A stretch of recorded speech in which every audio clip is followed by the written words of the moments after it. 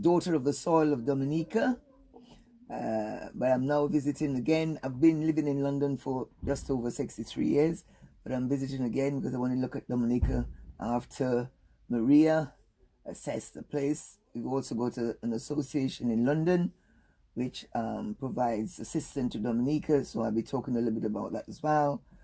And generally, my view of Alfonso Peter Charles, the I've just forgotten his name. It was Alfonso Peter Charles. It was no, I've got all the names. We can edit it. Yeah, so edit it. Edit that out. Yeah, Yeah. I can't remember their names right at the minute. Yeah. Let me just get it out. Edit that out, please.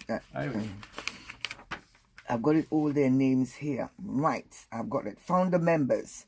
Being Alfonso Peter Charles, Edward Hunt, Edison James, Gerald James, Mr. Arthur Later, Sylvester, and a few others were also on board. And the inauguration was the 14th of June, 1978. Since then, we have been celebrating our anniversary every year. Just over a year of this Dominica Overseas National Association being set up, Hurricane David struck, and we were like, all our efforts were concentrated to give Dominica the support and the help it needed. I mean, it's a long time ago, and a lot of that won't matter today as such, because we were able to send nurses down, we were able to send food, and since then we have been doing the same thing every year. We support different projects, education.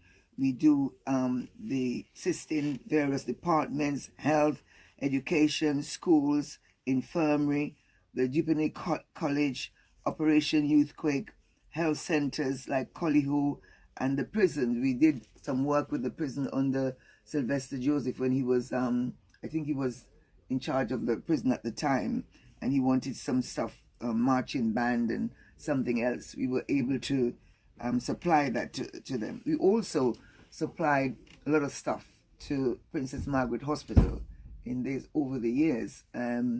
One of the biggest projects we had was the laundry equipment and dryer, which was sponsored by Aid in England and DONA. We more or less raised funds, and then we had matched fund with it, and we were able to purchase the laundry equipment for Dominica. I don't know if that still exists. I doubt that it still exists, but that was part of our project with the hospital. The association is now supporting Chances because we thought it was a good project because of the young people who are probably deprived, or parents say they can't stay at home or they have problems. So we felt we would take that on board and support them. I was very surprised when I came in. I went to Chances, and the morning that I went there, speaking to one of the assistants, I was saying to her, I just come to look at the project again and see what further assistance they needed. And then in talking, I said, I'd like to see the manager, and said, who do I want to speak to? I said, well, Mrs. Rocha. She said she had just passed away. Well, I almost fainted, because she was the person who we've been in contact with for the many years. And I was hoping to, dialogue with her again when that wasn't to be.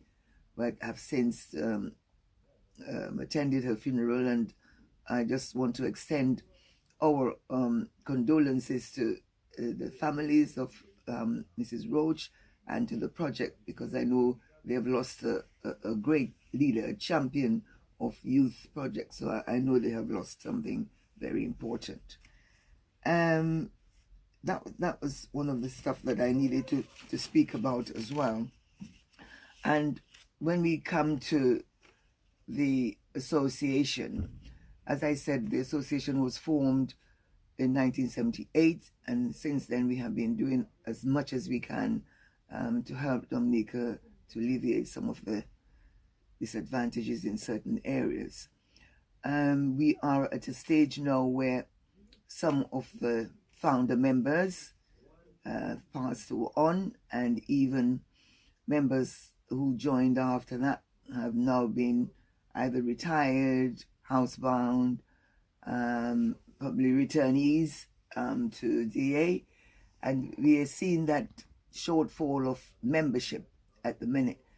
But looking forward to getting the younger people to come on board and to carry on the work, which now the association has been formed, the objectives are there. All we need now is younger people to take it through. But sadly, the younger people are not so interested as when we went to England young. We were much more, our affinity was for Dominica. But now I think because our kids are born abroad and they travel a lot, they don't have the same affinity. But we are pressing on, and we are hoping that we can build up again another large organization with more young people to take us through. I have been working also with other different organizations in England, for which I have been awarded the OBE, the MBE, and the MSA. The first thing I was awarded from Dominica in 1988 was the MSA, which is the Dominica Award for Services to the country. And then after that, I was awarded the MBE, and then just a couple of years now I've been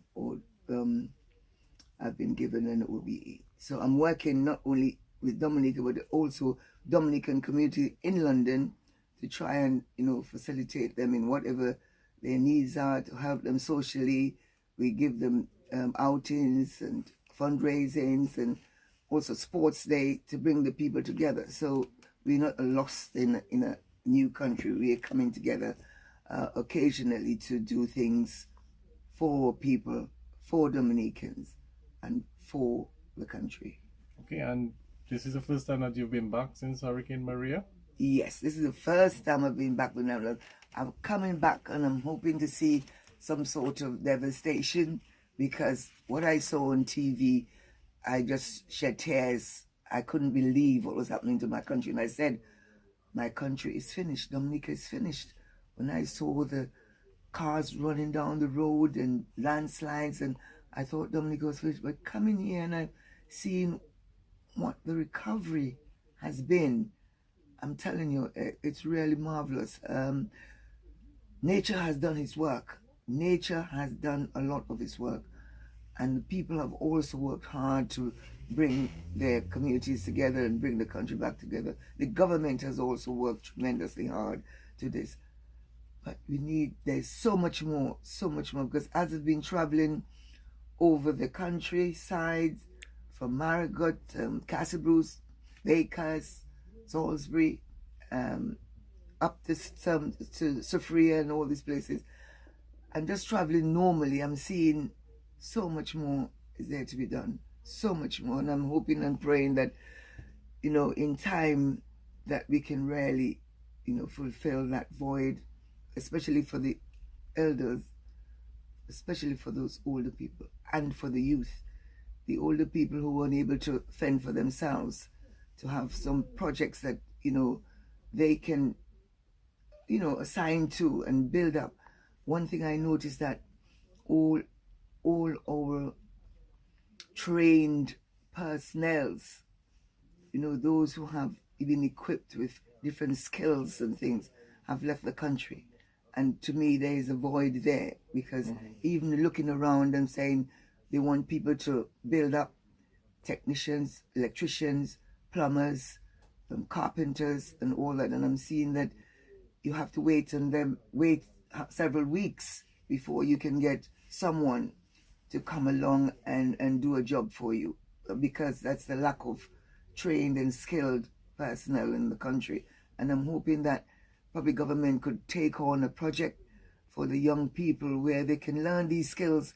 It takes time. Everything is money and everything is time and anything, but we need to instill some sort of skills in our young people for tomorrow. Who are here today probably have got skills and have traveled and come back with different skills. But for tomorrow, we need the young people to take up different skills and to work hard to take those skills on to the next generation, or else we're going to have a flawed generation that has no skills at all.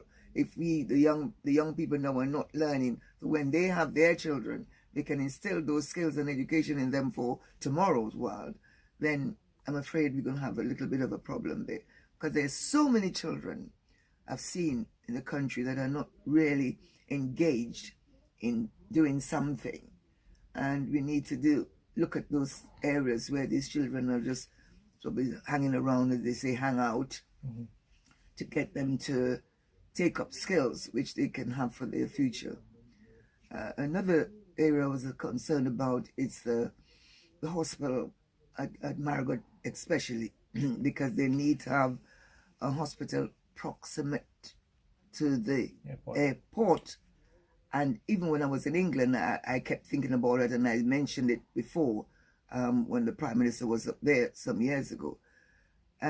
We just seen there was a slight incident there recently since I've been here, and we have to take that as a warning, as a sort of a test to our country.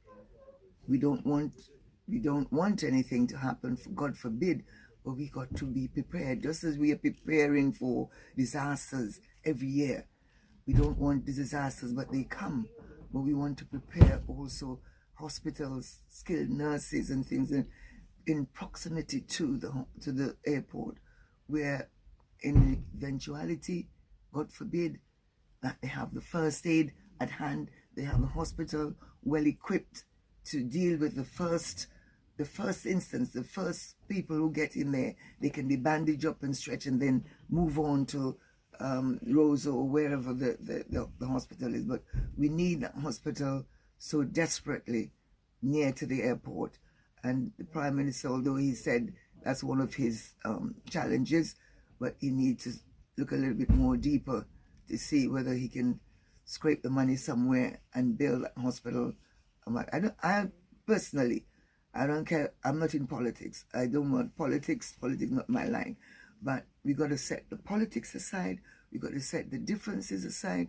We got to set all the malice and all that sort of thing, and just go down to practicalities. What we need is what we need. The foremost thing is that hospital there, where it can be there to assist even the people at Margaret. If you get somebody with a heart attack, by the time you take them to Rosa, they're dead, in my view. Because running through the Imperial Road or the Coastal Road or wherever, it's a long shot to take somebody with a heart attack if they're not first, seen to before they leave wherever they are. They got to have something there. And so I'm praying and hoping that government will look at this as a priority, and not to personalize things with people that don't see the need or have a problem with the government. Let's set those aside. Let's set those aside and let us deal with this. We have to deal with lives. We have to deal with persons' issues of health and security and all that thing. So I pray God that God will extend the funding to the government so that they can go on and rebuild the Margaret Hospital, or build a hospital wherever it is in the north, in close proximity to the airport, so that we have that facility there.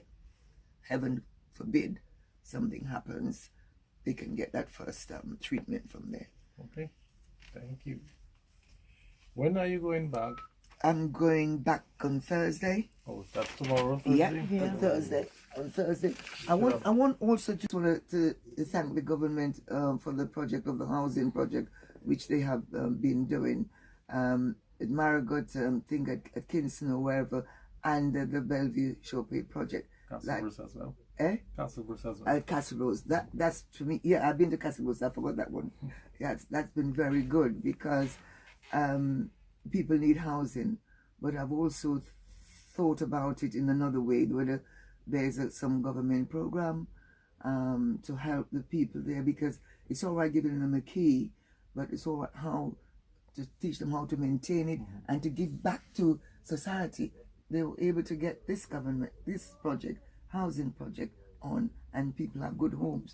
But what do they give back in terms of looking after the place, security, give back something so somewhere else can have the benefit of, of similar actions or similar activity or similar project. We need to do that for them and for the community. Okay, thank you.